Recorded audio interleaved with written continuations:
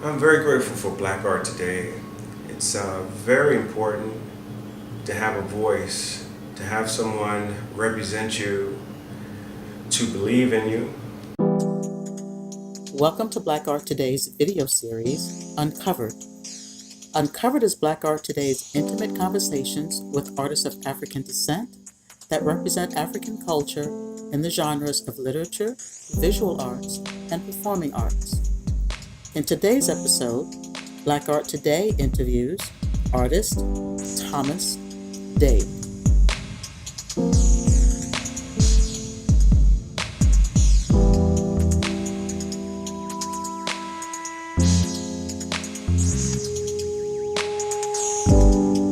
Thomas is a native Washingtonian from the historical neighborhood of Anacostia.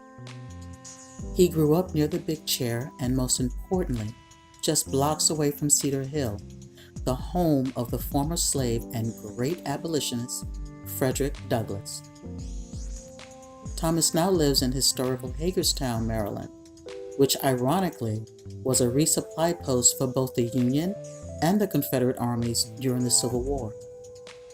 Hagerstown also served as a stop on the Underground Railroad. By design or by fate, Thomas finds himself again in the shadows of history.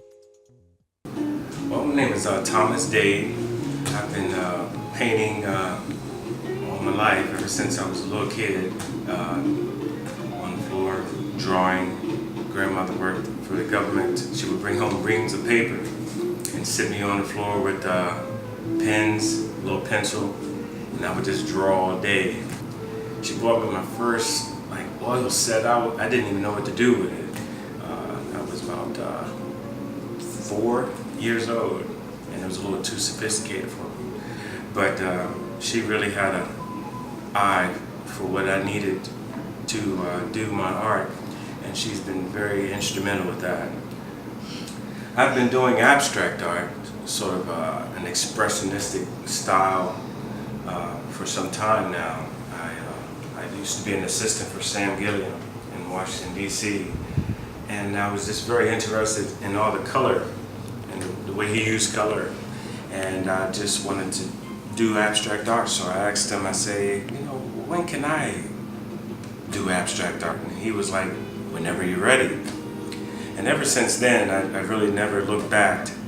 However, I was a little rebellious with him because he didn't like any type of representation. So in order to step out of that shadow, I would embrace my ancestors, my heritage, me being a black man. What inspires me to paint mainly is music, mystery, and sort of my memory, my heritage, my ancestors. I do a lot of creating out of my head, the way that I feel, the way that the music makes me feel, and things that I remember. I embrace my childhood, I embrace my path through my life thus far, and that pretty much propels me to continue to create the art that I do today. Well, once I have an idea of what I want to do, I pretty much dive into it.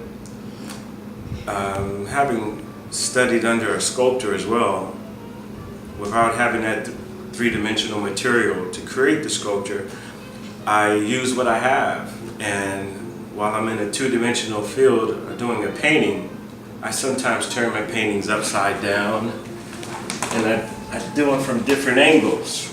That way, I will never see it one way, and that way I sort of introduce my three-dimensional sense to my paintings. And it tells a story when I look at paintings, and I want other people to see that story too. I don't want you to just see it one way. It's like poetry. You can read it many times and get a different meaning, and that's the way I like to approach the art. But currently I'm working on a project for actually my father.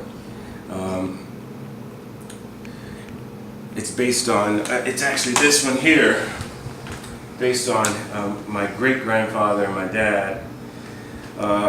what I love about the project is my dad allows me to, do my thing, as he say, and he loves my work, so he just wants me to dive into it and come up with what I come up with. And it's a process. Sometimes I spend maybe an hour just looking at where I am at the moment, and I think about times growing up with my dad. I didn't know my great-grandfather that well. He passed away when I was very young, but his name was Noble, and my dad's a noble man as well. So I've been dabbling in doing sort of drawings with my paintings, and this is where I am. And the things around it, the paintings around it, pretty much tell the story too. They came before this. I just recently started this one. But it's a matter of choosing an area and creating a painting within the painting, many stories, so that the viewer can travel through it and see what they see.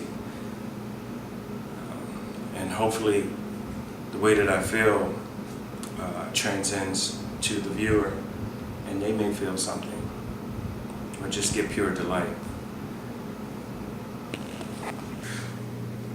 This piece here is complex to me because there are a lot of things going on from my hometown, actually, Washington, D.C., and it's actually going on in Harlem, all around the country, and that's gentrification. And this one's called reverse gentrification. It's a lot going on in here. Those neighborhoods that transcended and they're beautiful and polished now, they had character, but when gentrification comes along, it kind of strips that away and cleans it up. This is a kind of a raw piece, and it shows the infrastructure in a sense, whereas there's a drawing beneath this, and I'm not afraid to cover it up and come back into it almost as like gentrification, but I think there just need to be more inclusion with it, and not forget people that were there. So this piece sort of goes in and it comes out, and it keeps moving. With gentrification, it seems like they wanted to stop at a certain point and just remain away, sort of clean. But this piece just shows that it can work in harmony. The writing on here is sometimes how Basquiat came about, poetry on the wall. The movement is the movement of the streets, the people. But this piece is very complex if you really get a good look at it. I do a lot of drawing, and I come back and I cover up. And I discovered recently that drawing with my pens, which is permanent marker, which I do a lot of, I've discovered that once I put over acrylic over it, the phantoms show. And it's just like reverse gentrification is, to me, as much as covering up they're going to do, it still has its own history. And people like myself and others remember. And that's a big part of my art, is remembering and continuing on. So even though we're in this sense of gentrification, there's still hope with young folk and education. My biggest influence is probably Sam Gilliam as a working artist, because I've never seen a black artist, a grown man with a home, 3 kids, and producing art. For a long period of time, I was very close with Sam. We ate together, we shopped together, I cut his hair, and so it was just very, very interesting to see a black man internationally known as an artist. Before I met Sam, I met Sam through a gentleman by the name of John Dreyfuss, and he was an architect. So they both influenced me. But from a non-artist perspective, my mom, to this day, the reason why I do these drawings with the black and white is because of her. She would be on the telephone and she would be talking to one of her girlfriends, and she would be doodling, if you will, and by the time she's off the phone with her girlfriend, she has a masterpiece in my eyes. It was small, but it was intricate and pen and ink. And she would draw flowers and things around the house, but her non-representational work of just subconscious was just phenomenal. I tell her that to this day. When I'm not painting, I just keep, I love listening to music. I love writing. I like writing. I have a short story I wrote, I've been holding on to for a very long time, ever since I was a little kid.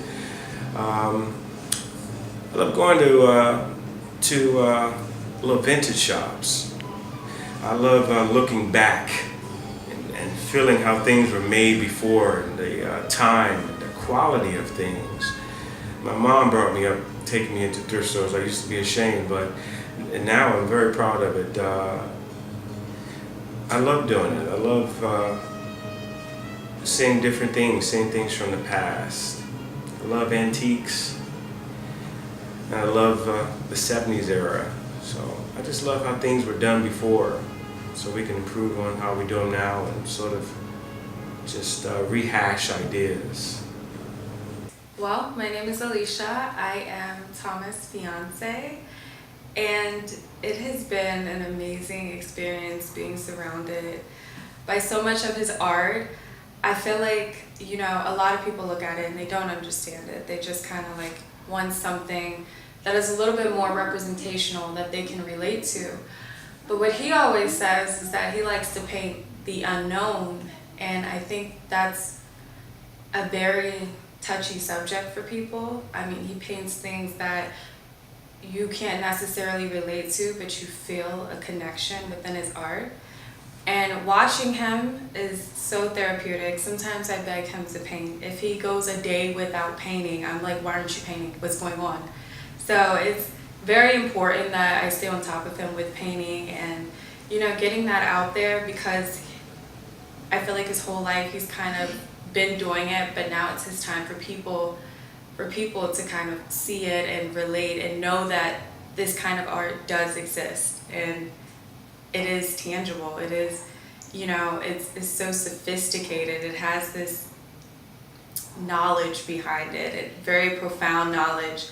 And I like that he can do different mediums. He does black and white illustrations. He can go as abstract as the mind can possibly stretch, and then he can bring it back to reality. So I think that's something that people should become comfortable with and should allow themselves to be around. Well, I picked up this book here. It had Kerry James Marshall on the cover. And I love his work. He's a living artist, one of my favorite living artists. Just recently, it's been brought to public's attention that Sean Combs purchased one of his paintings, over a few $1 million. So it was like one of the most expensive works by a living artist, let alone a black artist. So this has been very, very inspiring to me and uplifting, because as you can see, this guy, I mean, he has no shame in pigmentation and representation of that pigmentation. And his color is just amazing. So Kerry James Marshall is a wonderful artist, and he is motivation. So I like to keep these around for purposes like that and references. Well, I've learned that social media can be your friend, so that's one way to get my name out there and show people what I do. So folks can look me up, Thomas Dade, on Facebook, and Instagram as Tom Dade, Blaq Picasso. I like to post some of my work there, sort of sketches and things that I'm doing throughout the day, so they can sort of get a feel for what I'm doing. I'm very grateful for black art today. It's very important to have a voice, to have someone represent you, to believe in you, to help you be better. And because I'm unable to reach all the people that I need to reach, it's wonderful to have Black Art Today support my mission while pursuing their mission, exposing folk like myself, a Black artist here in America, just trying to pursue their gift, their craft. And Black Art Today helps artists with that, and it's very important.